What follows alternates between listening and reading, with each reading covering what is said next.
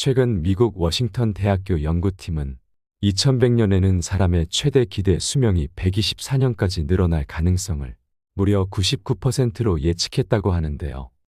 이렇게 노후가 점점 길어지고 있는 지금, 우리에게 필요한 것은 삶을 가볍게 비우는 일입니다.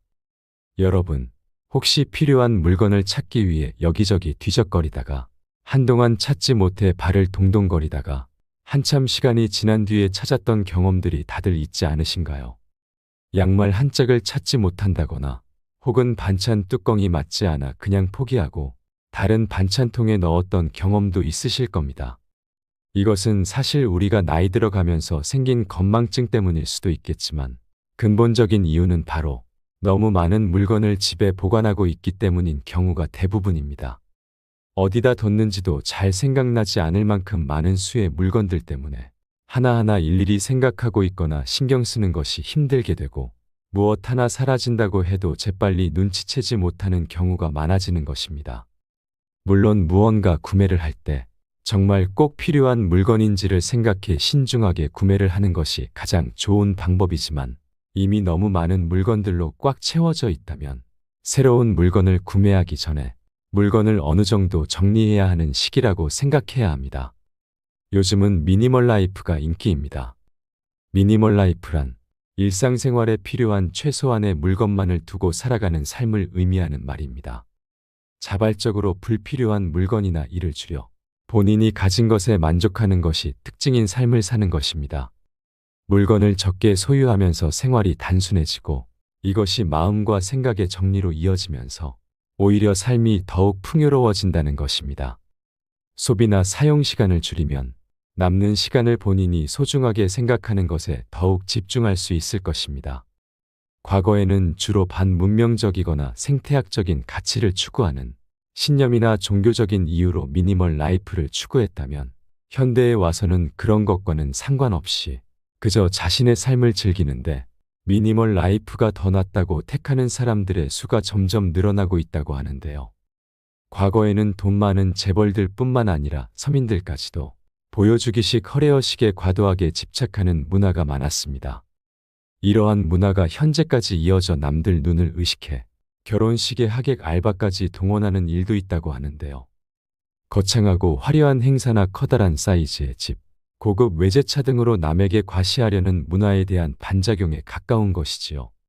그 집과 자동차를 얻는 대가로 돈의 노예가 되어야 할 수도 있기에 그냥 남의 눈치 안 보고 내가 필요한 만큼만 쓰면서 자유롭게 살겠다는 미니멀 라이프가 점차 늘어난다는 것은 긍정적인 방향이라고 할 수 있을 것입니다. 사실 다양한 이유를 차치하고서라도 쓸데없이 너무 많이 쌓여진 물건들을 보는 것만으로도 우리는 피곤하다는 생각에서 벗어날 수 없습니다. 깨끗하고 정리정돈이 잘 되어 있는 집에서 사는 것, 그 자체가 우리의 스트레스를 줄여줄 수 있습니다. 오늘은 이것과 관련하여 우리가 나이 들수록 아깝다고 쌓아두지 말고 꼭 버려야 할 물건 5가지에 대해서 알려드리겠습니다. 오늘 영상을 끝까지 시청하셔서 아까워도 꼭 정리하고 버려야 할 물건들에 대해서 돌아보는 시간이 되시기를 소망합니다. 나이 들수록 버려야 할 물건 첫 번째, 잘 사용하지 않는 크고 무거운 가구입니다. 이런 가구들은 시간이 지나더라도 혼자서는 버리기가 힘들어져 쓸모가 없다고 생각되어도 쉽게 버리기가 어렵습니다.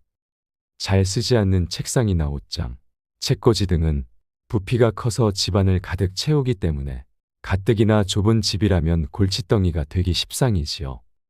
그래서 잘 사용하지 않는 오래된 가구들은 팔과 다리에 조금이라도 힘이 남아있을 때 빨리 정리하시는 것이 좋습니다.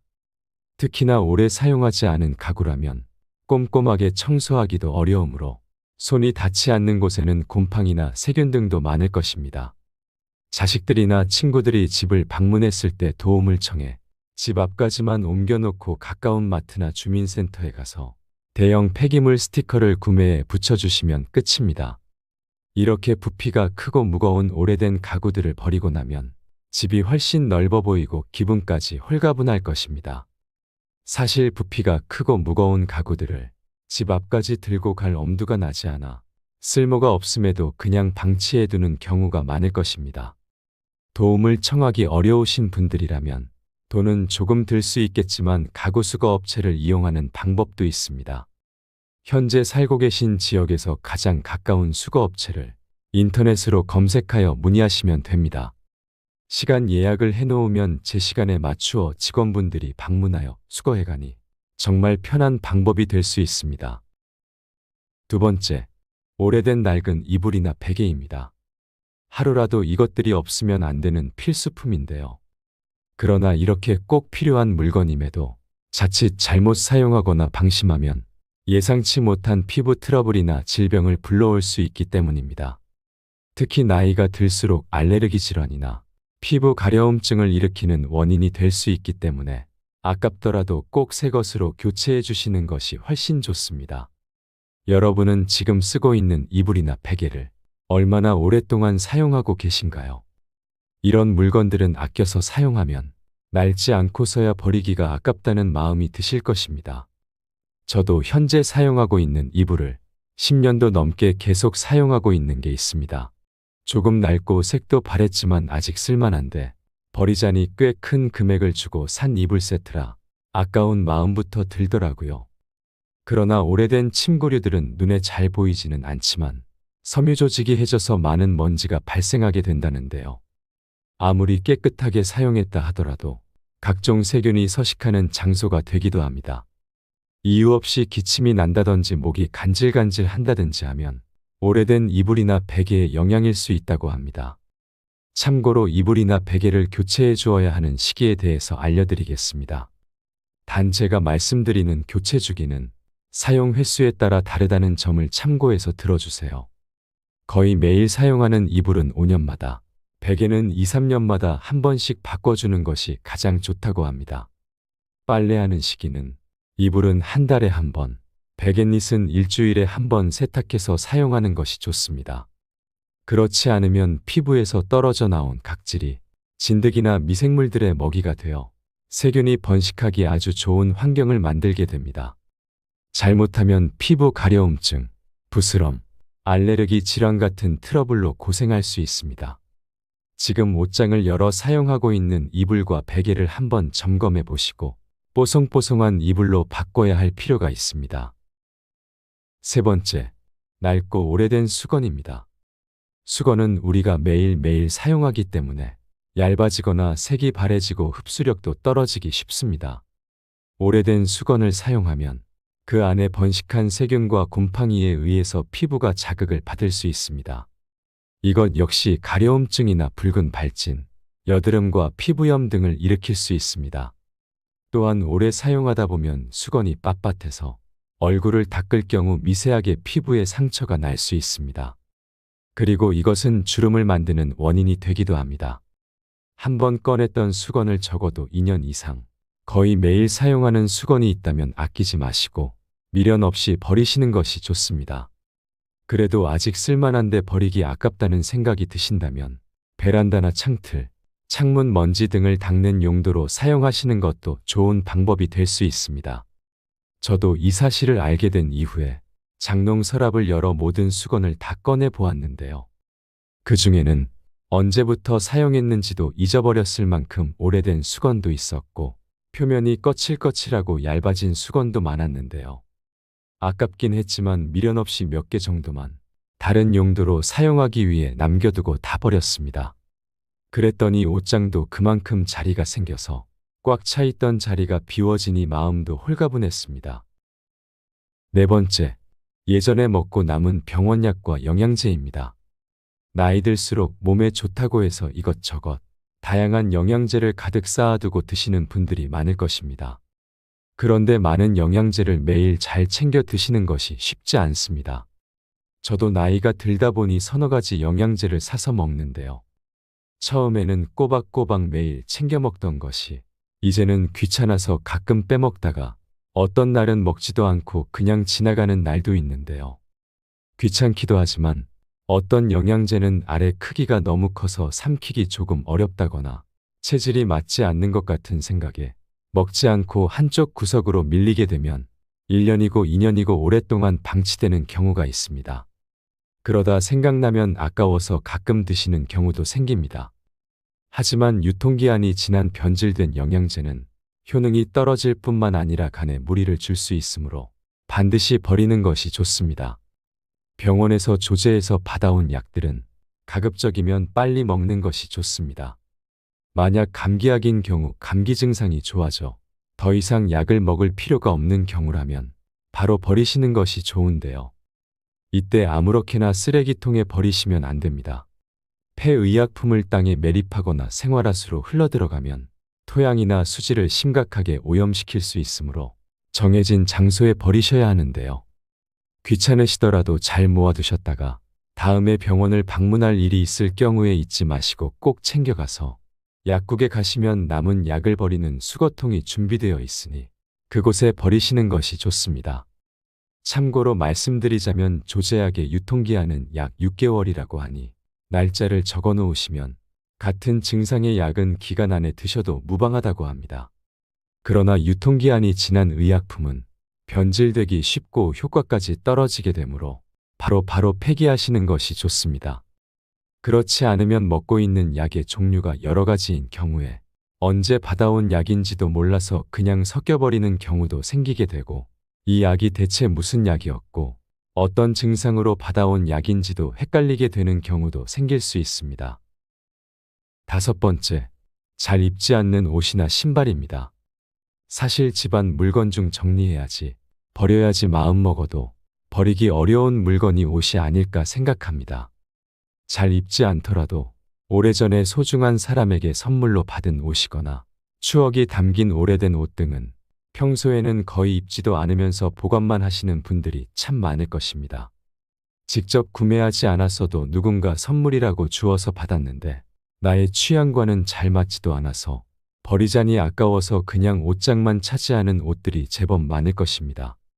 옷의 경우에는 다른 물건들보다 더 버릴까 말까 고민하게 되고 언젠가는 한 번이라도 입게 되지 않을까 생각해 고민하면서도 보관하는 경우도 있습니다.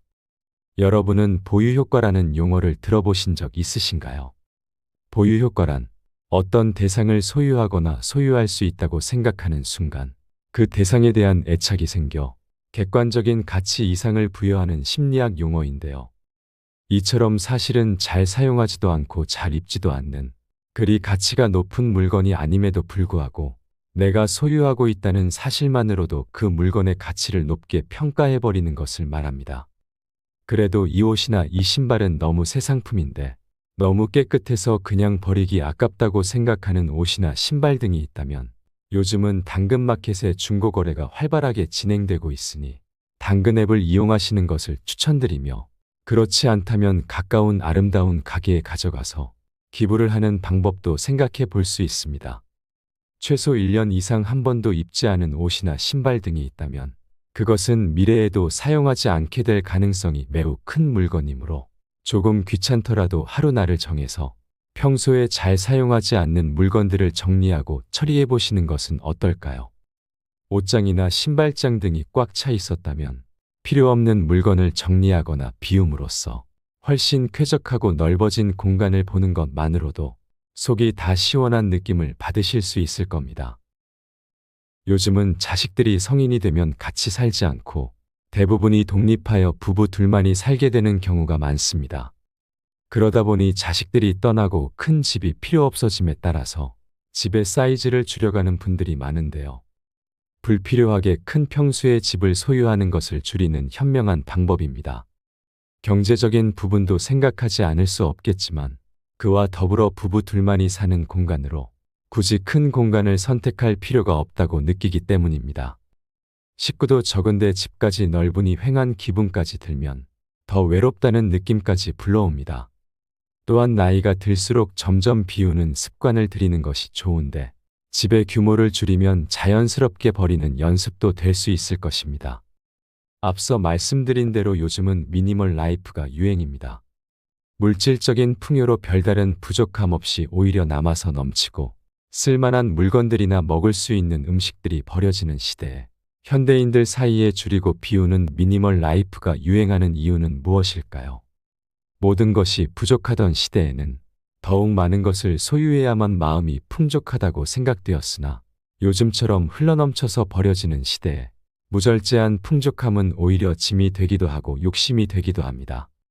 물질적인 것을 아무리 많이 가졌음에도 정서적으로는 허기를 느낀다고 고백하는 사람들이 참 많습니다. 법정 스님은 버리고 비우는 일은 결코 소극적인 삶이 아니라 지혜로운 삶의 선택이라고 말씀하셨습니다. 버리고 비우지 않고는 새로운 것이 결코 들어설 자리가 없다는 것이죠. 법정 스님은 무소유를 강조하셨지만 무소유란 아무것도 소유하지 말라는 뜻이 아닙니다. 쓸데없이 많은 것, 나에게 필요하지 않은 것들을 소유하지 않고 집착하는 마음과 생각에서 벗어나라는 의미입니다. 작지만 실속 있고 마음만은 여유롭고 넉넉하게 살아가는 미니멀 라이프는 좀 더 쉽고 매력적인 삶의 방식이라고 할 수 있습니다. 나이가 들수록 이제는 이것저것 쓸모없는 물건들, 자주 사용하지도 않는 물건들을 정리하고 비워내 진정한 휴식의 공간으로서의 집을 원하는 때가 된 것입니다. 비우기가 익숙해지면 필요 없는 물건들을 아무 생각 없이 사모으던 습관도 사라지겠지요. 그리고 이제는 많은 것을 소유함으로 얻는 마음의 풍족함이나 안정감보다 내가 원하는 일을 하고 사랑하는 사람들과 만나 소중한 시간을 함께하고 추억을 쌓는 일에 더욱 열정을 쏟아보는 것이 어떨까요? 여러분의 노후가 평안하고 행복한 노후가 되기를 함께 응원하겠습니다. 이상으로 시니어를 위한 모든 것, 시니어 톡톡이었습니다. 오늘 내용이 도움이 되셨다면 구독과 좋아요 부탁드립니다. 끝까지 시청해 주셔서 감사합니다.